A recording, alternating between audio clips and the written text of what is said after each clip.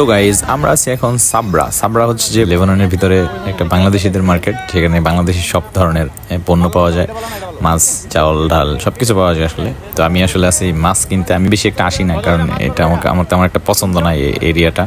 তারপরেও মাঝে মধ্যে নিজের দেশীয় খাবার খেতে ইচ্ছা হইলে অবশ্যই আসতে হয়।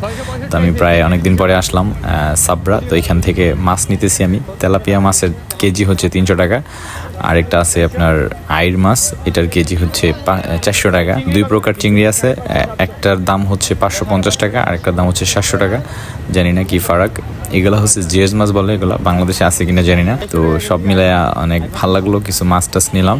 এখানে সব কিছু পাওয়া যায় এবং সস্তা দামে পাওয়া যায়। অন্যান্য জায়গায় অনেক দাম, বাহিরে অথবা লেবানিজ দোকানে বা সুপার মার্কেটে, এখানে অনেক কম দাম। তো এই জন্যই অনেক মানুষজন আসে এখানে বাজার করার জন্য। এটা আমি এর আগে দেখি নাই, বাট এখানে মাছ কেটে দেয় টাকা দিলে।